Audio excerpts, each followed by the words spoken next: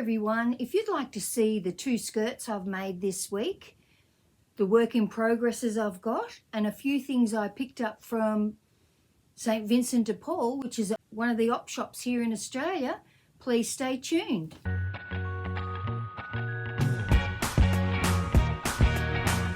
Hello everyone and welcome. I'm Deb and this is DB Designs and Sewing Australia. Welcome to all my subscribers and welcome to anyone who's new. Don't forget to like and subscribe, and I'll show you what I've been making this week. Now the first thing I made this week was a Genoa Bias Cut skirt by Style Arc. I have previously made this in a Stars and Farm fabric that was a Nerida Handsome one.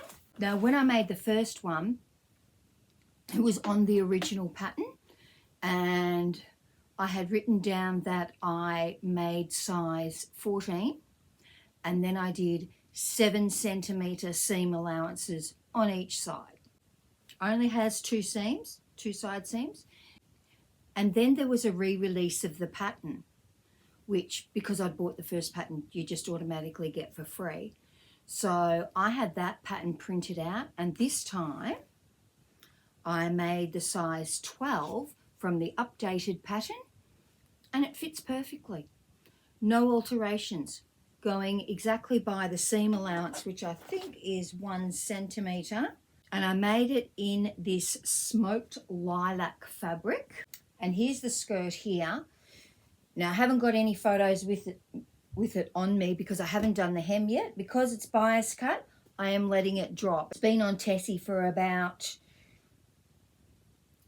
5 days, I want to say. Because the fabric's quite tightly woven, I can't really see any drop at all. So in a few days' time, I will put it on and I will see where I need it taken up to. As you can see, it is quite long. So on me, it nearly goes down to the floor. Now this little knitted top is one I picked up from the op shop. So I picked up this knitted top from the op shop, and I think it was $5. I really don't know that it's been worn before. I have washed it, given it a tiny press, but I can already tell it's got a lot of acrylic in it, so you would not press it very much. The only thing is, I think it stretches out at the bottom, so I might run a bit of, now I was going to say hat elastic, but I don't think it is hat elastic. I think it's mask elastic. Anybody who was one of the ones making 1,000 masks, remember I have a really big roll of that elastic when it was available. First off, we just used whatever elastic we could get, and then after a while we could get the proper elastic, which is soft. So it's soft, it's not hugely stretchy. I don't really want to bring it in. I just want to make it not stretch out any further. So I thought I might run a piece of that elastic through the bottom, because quite a nice top for $5. This is my mannequin and she has elastic around her waist. And so with a bias cut skirt, it's really important not to make it too tight. I always thought bias cut skirts would look terrible on me. And then the first bias cut skirt I saw that looked good on someone that wasn't a size 8 was on Kristen from the Dahlia Sewciety, and it was actually this pattern. So that's when I bought the pattern and worked out that if it wasn't tight, it didn't make you look like you had a really pot stomach and a big tire around the middle. Now this skirt only has the elastic caught down in a couple of places. So this is the waistband. And you basically, I have just overlocked the edge and then stitched the elastic to it, stretching the elastic as I go, of course. And so when you have it on, it looks like this. You actually have no stitching. So I've caught it at the back and in the 2 side seams, and I haven't caught it at the front, because if I was likely to wear anything tucked into it, it's the front that matters to me. Now, I have seen some people stitch it all the way around, which is fine if that's what you wanted to do. But this, especially being in satin, I didn't really want to break it up. And I was thinking of, for the hem, see, it may still drop. Got a bit of stretch in it. For the hem, I will use what I call a fine hem, which is turning once, stitching really close to the edge here, so it's really, really close. It's just a couple of mil in, then trimming it very carefully, very closely, no little tiny bits sticking out, so you might have to go over that cutting method a few times, and then rolling it over again and stitching really close to the edge again. It gives you a really beautiful fine hem that I find looks much classier than a rolled hem. So that's my preferred way, and I will pop this back on my mannequin so I can get it. Okay, so it doesn't appear that it's dropped at all, but we'll give it a few more days just to see. So that was the first thing I made, the Genoa Bias Cut skirt. Not completed, but just the hem to do. And you know what I thought would look really nice with that? A tie at the front shirt. Now I did have, is it called the Gilbert top? I think it's called the Gilbert top, which is a tie at the front shirt, which I made out of a beautiful, like Australiana themed lawn, but I was never wearing it. So I turned it into a pajama top, and with the leftover fabric, I made some pajama shorts. So I made a pair of summer pajamas out of this beautiful lawn. So just to repurpose it, because I did not want to just leave. I would never get rid of that shirt. I love the fabric. So just so that I'd get some wear out of it. But since I've done that, it hasn't been summer yet. But today it's going to be 25. Hooray. So I just thought this skirt, I somehow think that the waist, or up near the waist, needs to be exposed. And it's not tight, not at all. You can't have a bias cut skirt that is really tight. It just pulls across the front of you, and if you've got any junk in your front, it's going to make it look worse than it already is. So that's my plan for the bias cut skirt, which is by Style Arc, and that is a great pattern. So what did they call it? I was going to say revised pattern. They've called it the update pattern, and it's a really good fit. When you look at the pattern, I think I said last week that it is one pattern piece cut on the fold. The front and the back are exactly the same. This is because your bottom and your tummy and all of that can be taken up with the expansion that you'll get because it's cut on the bias. So don't cut it too small. You can always, if you look at the pattern, the sizes are just going down incrementally. There is no magic things that you've got to cut differently on a different size. It is just working its way into a smaller size. So if you're unsure, so cut it out based on the finished measurements. Now, and I chose a size 12, which before the elastic is in the waist is 97 centimeters, and with the elastic added is 80 centimeters. Now, my waist fluctuates between a 79 and an 80, so the hips never matter to mine. The hips are 104 for the, 109 for the size 12, but I don't take any notice of that because my hips are much narrower than the rest of me. So it's not ever something that I take into account. But if you were pear-shaped, you would look at the hip measurement for this, and you can shape it when it's on you, as long as it's not pulling across you. Once you've made up the skirt, and you might think, oh, it's too big in the waist, but remembering that you've got to be able to get it back down over your hips if you're pear-shaped. So don't make it too small in the waist, but it's the type of skirt that you can sew the side seams and think, no, it's still a little bit too big, I want to take it in, you can turn it inside out, put it on and pin it while it's on you. It's actually a really easy skirt to do that with. Just make sure that you haven't got it pulling across parts that you don't want to make so obvious, really. You get one pattern piece that says place on the fold, and so I make that into a whole pattern piece, so I'm cutting on one layer because I need to make sure I'm going to have enough fabric to get it out of, because it's on the bias, and because anything that's on the bias needs to be truly on the bias. If, for instance, you cut out a bias cut skirt and it wasn't truly on the bias, it's going to hang crooked. You're always going to be able to say it looks a bit skew-if. You know, just like the seams in t-shirts that you buy from ready to wear.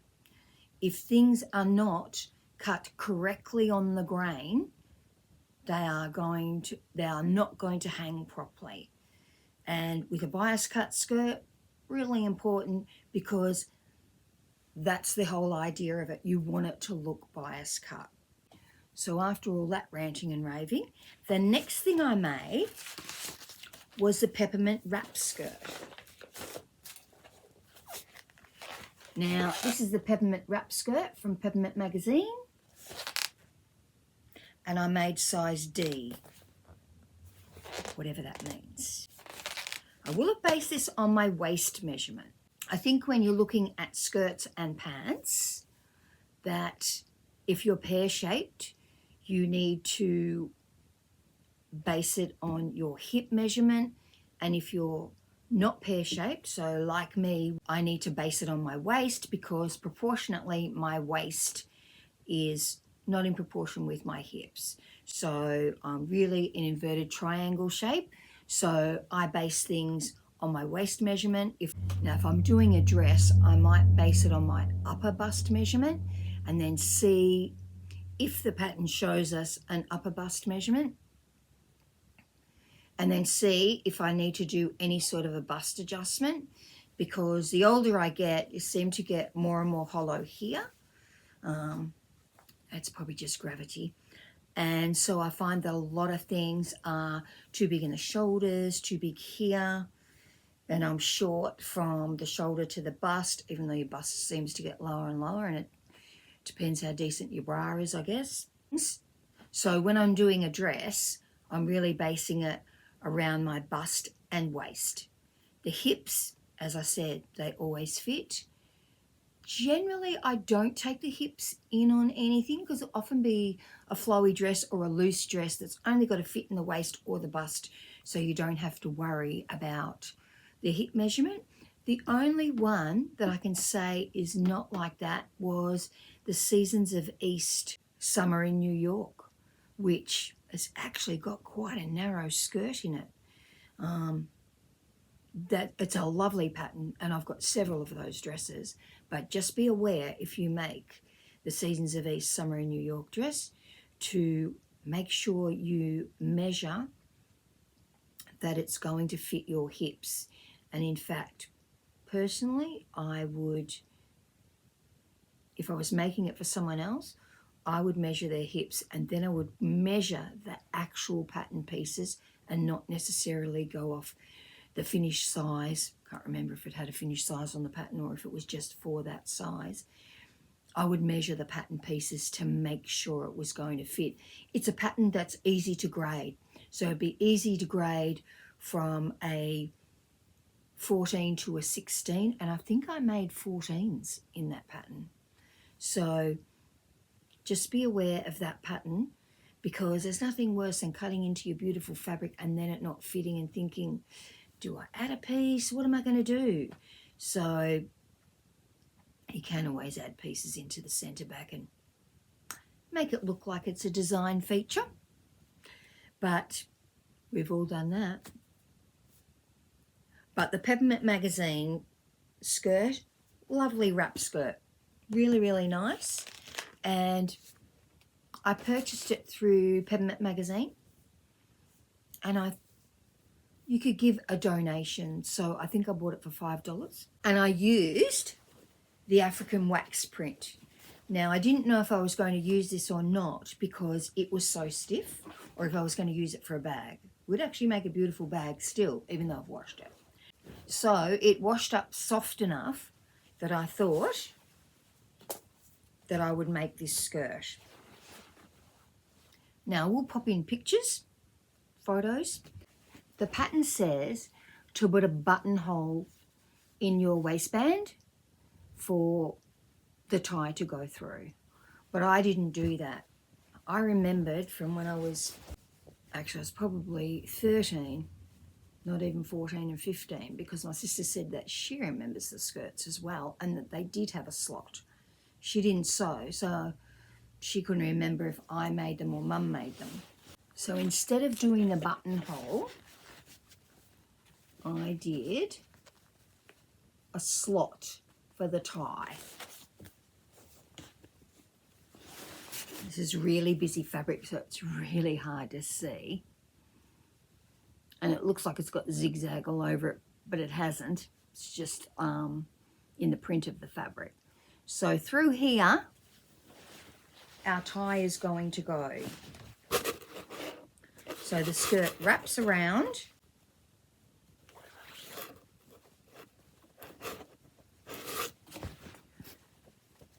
And the tie goes through there. You can wrap the front part across then. And you can tie it up. Actually, I should put it on my mannequin. So here we are. And when you're putting on a wrap skirt,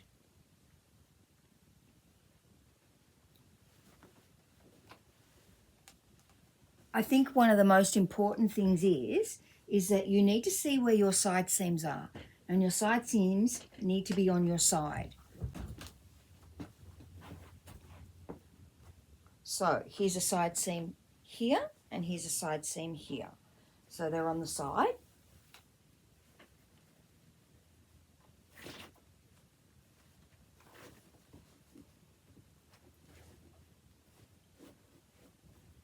And although you'll think, I might make mine wider so it wraps over further, you do have to be careful where you put your slot then, because just say that I'd made a size 16, it might come all the way across here and it'll wrap too far and it won't do up tight enough.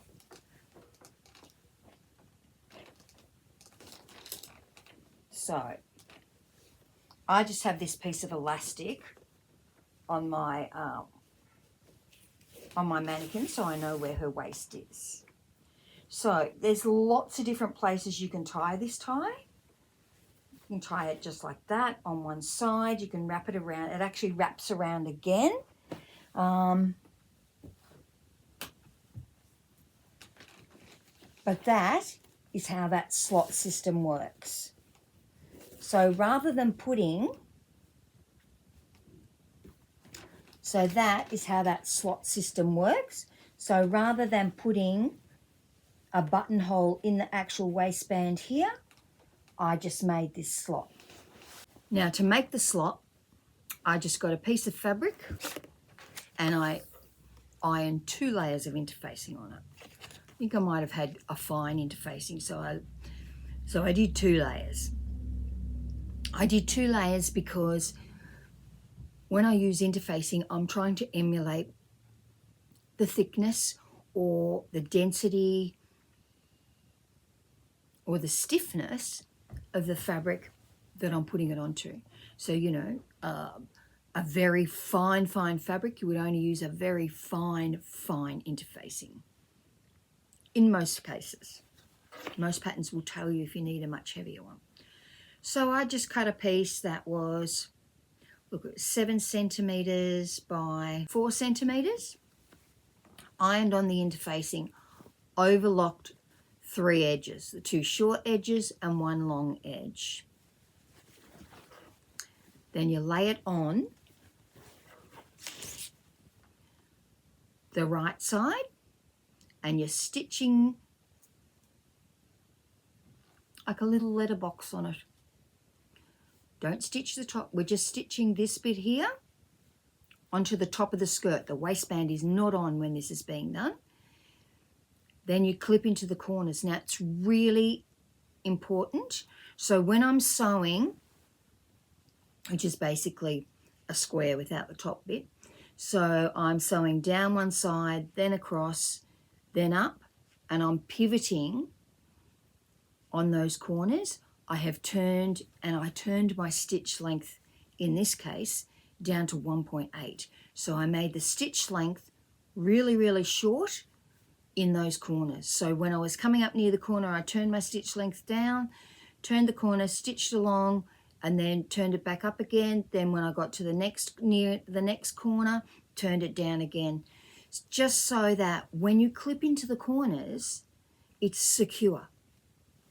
And then once I'd clipped into the corners, trimmed it off, turned it out, pressed it and pressed it and pressed it, because this African wax print does press really, really well. Pressed it and pressed it and pressed it, was happy with how the slot was going to look, tried my waistband against it to see how it would look, how far, how deep it would have to be, because I only wanted it to be 1 centimetre seam allowance like it was. And then I top stitched it. So you can see where I top stitched it. You can't see that bit there because it's red. I top stitched it around close to the opening, and then I top stitched the bottom part down as well, just because I didn't want it flapping around. Now I don't know if I would have necessarily done all that top stitching had the fabric not been busy, because quite frankly you can't see it on it. And if I didn't want it to look like that, I was happy with how that looked and that the slot was good. And I really based the width of the slot on how much space I would need to get these ties through. So as you can see, there's the slot, and this is how much you can see through that extra space I've got, because I didn't want it to be tight. Ask me how I know. I can still remember things like that from when I was 13 and 14. Don't make the slot too tight. And this is the case for any wraparound skirt and for any wraparound dress. Some of the wraparound dresses, I do my own way of making the slot for the tie to go through. Often it'll be a finer tie, and some of them I've got, and I think it's the wrap dress with the shawl collar, that's the Soho House 7, Wildwood. But I've got buttons on the inside of mine. One side I've got a tie and the other side I've got a button, but I do have to keep on changing where the buttons is, because when I first made it I must have had a bigger waist, and now I've got a smaller waist than that. So ties on the inside or buttons are always a good thing too. Now there's nothing to say with this skirt that you couldn't make buttons. At the end of the day, it's a wraparound skirt. If you didn't want ties on your wrap skirt, you could easily put buttons on it. And by put buttons on it, I mean you don't even have to have any of your buttons exposed if you didn't want to. You could always put a buttonhole on the underneath part and put your button on the inside of your waistband. You still would need a waistband, but that's just something to think about if you didn't want the ties. Or you might make a buttons and then make an obi belt or some other type of belt, or you might have a really nice leather belt that you want to wear over it. Or you might think that your fabric is just a bit too, if you're going to make it out of denim, you might think your fabric's a bit too stiff to have ties. So in that case, you could easily put buttons in there. You could actually put denim buttons in there, and you know, jeans buttons in there, and you could make it look really good. You could have 2 buttons there and 2 buttons there. So Just because it has ties doesn't mean you have to have ties. If you've got the pattern for the actual wrap skirt and you're really happy with the shape and how it fits, there's a lot of different things you can do with that. Buttons, your own leather belt, you can make a denim belt and put a nice buckle on it. But that's the Peppermint Wrap Skirt. Really happy with it. Reminds me of when I was a kid and I did all that sewing and making, and obviously made things for my sisters as well. And the other thing I've been making, well, I've cut it out, is the Sew House 7 Tea House. It's the top and dress, and I'm making the top. I'm actually making this top, and I'm making it for one of my daughters to see if the pattern is suitable for her or if she likes it. And I'm just making it in this cobalt blue cotton. I want to say cotton. I don't know. I bought a lot of this fabric and I knew she would choose that colour. So that's that dress. I think it's a really beautiful dress, but I'm just making her the top to see if she likes it. And she doesn't live anywhere near me and I would have to send it to her. Now, the other thing I did was I bought a few things from the op shop. I bought these pants from the op shop. I'd have to say they've hardly been worn. The pockets had never even been opened. I just washed them and ironed them and just opened the pockets. Oh, they're Uniqlo, which is a shop we went to when we were in China, I remember. But I just thought those were a nice pair of pants and they were $4. So how can you go wrong with a $4 pair of pants? This is my aim to recycle things. And the other thing I bought from the op shop was this bib and brace dress. It's called an overalls dress. You know, it's like overalls, but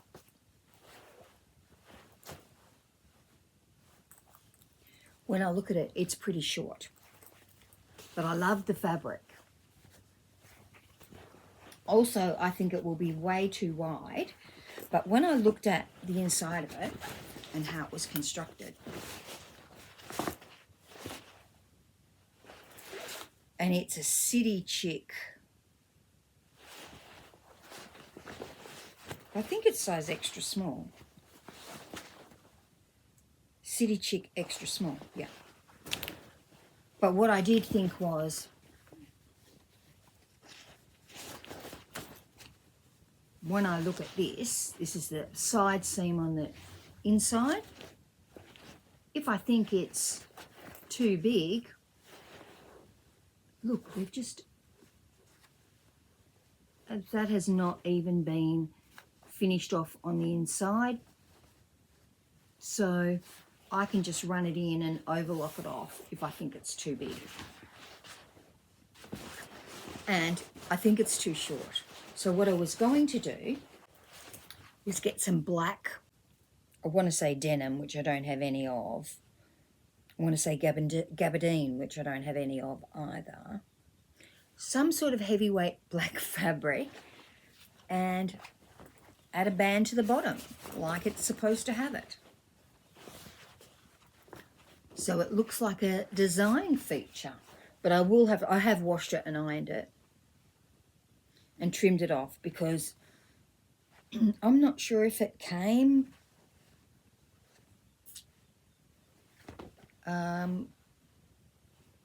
with just an uncut hem. I suspect not, because a lot of times when you buy something that's just got, you know, jeans that have just got a cut off hem, they will actually usually have a row of stitching so that it can only fray to a certain level and it can't go any further.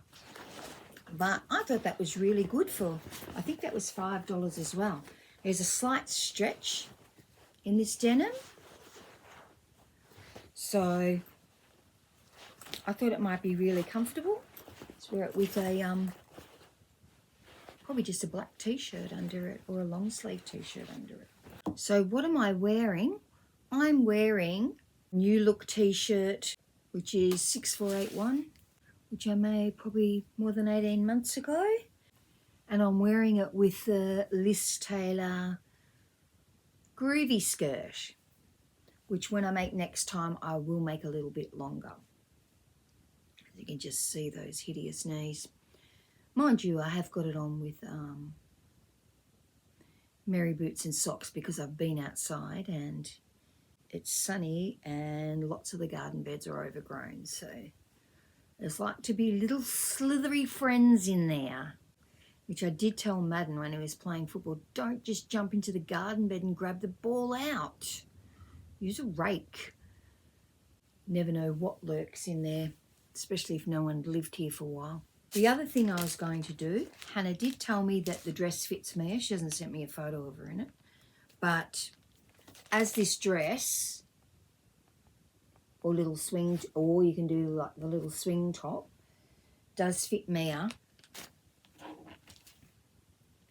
I've got this fabric that I bought from Spotlight, and it cost me $2.60, and I absolutely love it. I think it's beautiful. So I'm going to make her another little dress using that pattern. But I probably won't put any frills on it. I might just, it does have it has facings for the neck, for the, you know, that go in under the arm and all of that. On little kids things, I just usually do a full lining for the bodice. It's just easier, and understitch as much as you can on it, but it's just an easier alternative. So hopefully I can get Abby's top finished and sent to her. Find some fabric for my leopard print pinafore. Give that skirt a little bit longer on my mannequin to see if it's going to drop before I hem it.